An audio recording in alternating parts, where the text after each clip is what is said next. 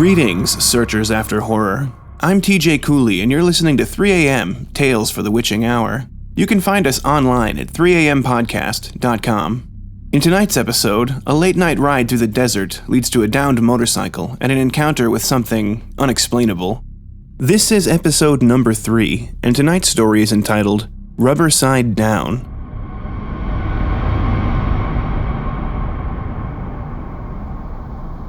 I get a lot of comments about my scar. Most people don't notice the limp, it's subtle enough. But the jagged mass of tissue winding down from my left eyebrow all the way to my jaw, you couldn't miss it with your eyes closed. Everyone thought I was crazy after I was released from intensive care at St. Alphonsus. As soon as I was feeling steady enough to call an Uber, I made a beeline down to the dealership to pick up a brand new 1000cc Gixxer. It'd be at least 6 months of intense physical therapy before I'd be able to ride it, but knowing it was waiting for me in the garage was very comforting, especially considering my last bike had ended up in the scrapyard before I was even conscious. The coma had played havoc with my memory, so up until now it wasn't obvious, even to me. But after the crash, I was overcome with a deep-seated need to go as fast as possible. I had to know that I'd be able to cut and run at 150 miles per hour whenever I wanted. You see, when I went down, I saw something out there in the desert just south of Boise. If I'd remembered sooner, I would have picked up a faster bike. I only recently began to understand how it all happened, and now that the picture is becoming clearer, I've decided to put pen to paper as a final farewell before my last ride.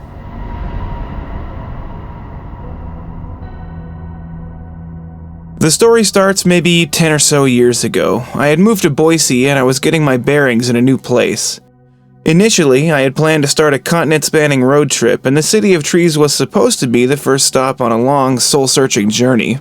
But after just over a year of grinding away in the trenches at a couple of miserable call center jobs, I came to the depressing realization that I was, stuck. Life had become work and sleep. Get up in the morning, go to work, get screamed at by customers, get screamed at by management, go home, get shit-faced, if you can afford it, go to sleep. Wash, rinse, and repeat as many days in a row as you can stomach it, and then cross your fingers and hope that the check will cover rent and food this time, so you don't have to choose one over the other. If it's not obvious, I was in a rut. So I did my best to dig my way out of the miserable little furrow I'd carved for myself. I tried a few different things. I got a gym membership and worked out like twice. I was a vegan for about a month before I was back to cramming double quarter pounders with renewed self-loathing. I even tried online dating for a while, which ended exactly the way you'd expect. And then I found it, the cherry red Suzuki Bandit 600. Now sure, it had been laid down on both sides, who the fuck knows how many times, and it was technically a mess of scratches and dents, and the front plastics had been stripped off and replaced with something that looked like a pair of shitty flashlights on a children's Halloween mask. But goddamn, it was cool. I'd never ridden anything with two wheels outside of a few secondhand mountain bikes from the Goodwill, but the overwhelming possibilities of this machine set my mind racing. Finally, I was presented with an opportunity for a little adventure.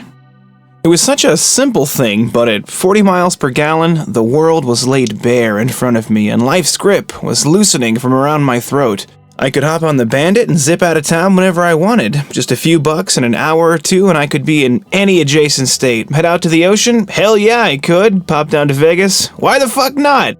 Of course, things were a little rough early on. I had to deal with the same problems that most newcomers do. Insane drivers fixated on their phones, summertime construction, covering the road with gravel, which, let's face it, is about as lethal as black ice when you're an inexperienced rider. And of course, there was the fact that my bike's headlights had about the same output as the cherry on the end of a cigarette. But I didn't care. I strapped on the secondhand Bell helmet I'd picked up at the flea market for 99 cents, and I buzzed around town any chance I got. And after a few weeks of commuting to work on the Bandit, I was starting to get comfortable. It was about time to get out and experience some of the adventure that I'd been lusting after.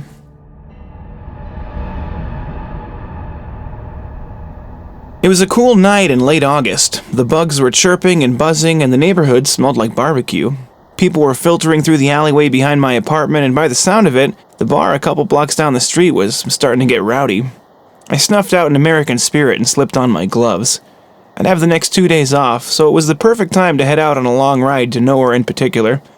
I didn't know what exactly was to the south of Boise, but not knowing was half the fun. I just head that way and see what I could find. I hopped on Roosevelt Street and sped off towards the winding roads beyond the overpass. After leaving behind the city lampposts, it became abundantly clear that my dinky little headlights weren't good enough for much beyond letting other drivers know I was on the road. They only shone about 10 feet in front of the bike, which was slightly disconcerting. But the moon was bright that night, and I figured I'd be able to spot any wild animals that might choose to dart out into the highway. I was maybe 15 miles out of town, barreling down a gravel-strewn back road when something roared behind me. Fearing that I might be run down by some redneck in an F-150, I glanced over my shoulder. I was surprised to find that there was nothing there. I returned my gaze to the path ahead and barely had time to react as a black shape dashed out into the road. In my inexperience, I was unprepared for the situation. I tensed up, suddenly, inadvertently whipping the throttle back and accelerating forward at a breakneck pace. I got lucky and somehow stayed on 2 wheels as I clipped the thing in the road, but with my limited vision, I didn't happen to see that I was heading straight for a 90-degree turn. I grabbed my front brake and tried to wrangle the bike into the corner, but it was too late. The Bandit came down hard on its side, pinning my leg against the asphalt as the whole mess grinded off the edge of the road and down the rocky embankment.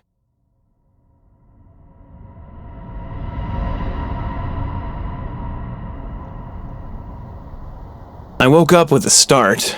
My head felt moist, and for a moment I was terrified that I had brains leaking out of my skull. It took me a few seconds to realize that the high desert sun was beating down on me, and the sensation I was feeling was the sweat soaking my thrift store helmet. I pulled the helmet off and sat up. The Bandit was lying about 15 feet away, missing more paint than ever. I stood up, intent on surveying the damage, but pain arced through my left leg and I almost fell back to the ground.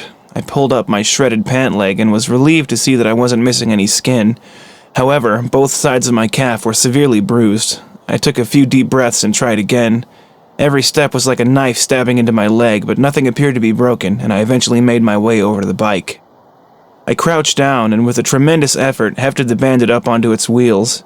A quick once-over revealed that the crash hadn't left it too much worse for wear. It started right up and seemed to idle without any issues. I rode in the dirt until I found a spot where the embankment was low and the bike climbed up to the road without protest. Somehow the Bandit had survived, and at least at low speed it was driving all right. I, on the other hand, was shaken up, and I wasn't eager to ride the two-wheeled death machine back to town.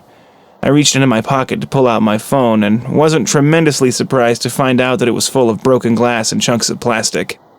My phone had been in my pocket during the previous night's ordeal and had been completely smashed. I put on my helmet and sat on the bike, which was still idling away faithfully. I was trying to steel myself up for the ride home when I heard a shriek off in the distance.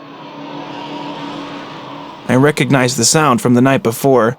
I had mistaken it for a truck engine then, but now that I had a chance to hear it again, it reminded me more of the screaming sound that mountain lions make, but with a deeper, rumbling undertone. About 100 feet away on the other side of the road, a mass of tiny birds flew out of the brush. Something big was smashing through the dense desert foliage, and it sounded pissed off. Whatever it was, I wasn't in any shape to deal with it. I slipped on my gloves and was reaching up to cinch my helmet straps when the thing emerged. My breath caught in my throat and I froze. It was huge, and at first, I thought it must have been some sort of giant bear, but it wasn't like any bear I'd ever seen before. It was completely hairless and had milky white skin that hung loosely on its massive frame. Its head looked like a deer skull, or maybe it was wearing a deer skull? I don't know. But beady little red eyes glinted from the black holes in the sun-bleached bone face. The thing had long, thick arms that hung down below its knees, and it was holding something in the slender extremities of its forepaws. I squinted against the early morning sun and could just barely make out the object that the thing was holding. In many ways, it was like the thing itself, only much smaller. Some kind of offspring, perhaps? Either way, it wasn't moving, and dark reddish brown stained its pale skin. The larger of the things threw back its head and let out a tremendous, abysmal cry. It was a shriek of utter despair and hopelessness, which swiftly turned to rage as the thing fixed me in its gaze and pointed a lethal claw directly towards my face. It laid the smaller thing gently on the desert floor and began to lumber towards me. My fear of riding the motorcycle was immediately supplanted by the fear of being ripped apart by the abomination. I slammed down on the shifter and the bike jittered and died. Oh fuck me! The bandit's built-in safety shutoff had engaged to prevent me from taking off while the kickstand was down. The thing was beginning to pick up speed, taking longer and longer strides. I raked my heel against the kickstand, ignoring the pain that shot through my leg. I slammed my thumb against the starter. The bike sputtered, but the engine wouldn't turn over. The thing had dropped to all fours now and was lunging forward, swinging its arms like a grotesque, malformed ape. At last, the engine came alive and I cranked the throttle, smashing the shifter into first and accelerating as quickly as the busted-up motorcycle would allow. For a moment, I felt like I was going to be safe. Then, looking to the rearview mirror, I saw that the thing was still gaining on me. It moved more quickly than one would think possible, given its strange anatomy, and its uncanny galloping motion sent a pang of the blackest fear down my spine. I whipped up through the gears, going faster and faster, hoping that the thing would eventually tire and fall behind, but the bike's engine had begun to scream and I wasn't gaining any speed. The thing, however, was getting closer all the time. I looked up ahead. There was a hairpin turn coming up as the road wound around 2 tracts of farmland. I considered slowing down to take the turn, but a quick glance in the rearview revealed that the creature was so close that it was almost in my blind spot, only about 5 feet away. I leaned over, going in for a knee-dragger of a turn when my vision went black for a half second. Everything seemed to happen in slow motion. A sudden rush of air sent dust into my eyes. I realized that my helmet had been pulled off. I turned to look over my shoulder as I was sliding sideways into the oncoming lane. I saw the thing behind me, roaring with rage as it skittered across the pavement on its hind legs, grinding to a stop with one of its forepaws planted on the pavement. The other paw gripped my helmet in its talons. The side of my face felt warm, and I noticed that my helmet was streaked with blood. Suddenly, the world was going 90 miles per hour again. I whipped the bike back upright. Somehow, I managed to keep the rubber side down. The creature was screaming. I looked back over my shoulder to see that it had given up on the chase. In one final act of defiance, it cocked its gigantic arm back and flung the helmet with all of its inhuman strength. Its aim was uncanny, and I had to duck to prevent the helmet from cracking open my skull. It whizzed past my head and struck the window of an oncoming sedan. Glass exploded into the road and the driver lost control immediately, swinging the car into my lane. I tried to gun it and accelerate through the chaos, but I'd finally asked too much of the bandit and it wouldn't go any faster. The car smashed into my rear wheel and I went down for the second time in the desert south of Boise.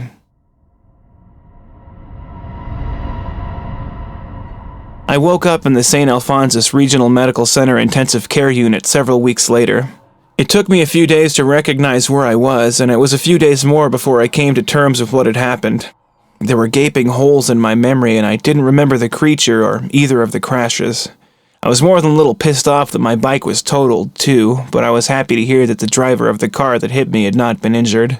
My friends and family chastised me for going so fast while I wasn't wearing a helmet. I couldn't remember why I hadn't been wearing one at the time, and I was perplexed when I returned to my apartment to find that the helmet had gone missing.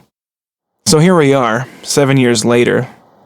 I've taken the Gixxer out on thousands of rides, ridden it through tens of thousands of miles of open road. I've had close calls, but I've never laid it down, and I've proven wrong every person who took issue with my decision to get back on 2 wheels after that night. I've never questioned why I felt the thirst for raw, unadulterated speed ever since the incident. I always chalked it up to the old devil-may-care attitude and the brain trauma. But the unasked question was answered tonight when all the memories flooded back. When I stepped out for a ride, I saw a familiar sight. My old 99-cent Bell helmet hanging from the right handlebar of the Gixxer. The visor cracked, and a deep gouge on its left side, caked in rusty, reddish-brown.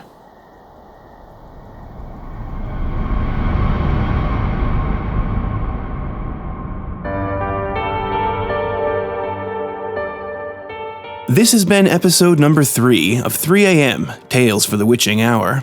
If you'd like to hear more stories, you can visit 3ampodcast.com. And if you enjoyed the show, consider supporting us on Patreon at patreon.com/3ampodcast. Tonight's episode has featured music by Ryan Wousseau. You can check out Ryan's work on YouTube. I've been your host, TJ Cooley, and I'll be back next week with another tale. But for now, I've got to go. There are strange, far places to haunt searchers after horror, and they're not going to haunt themselves.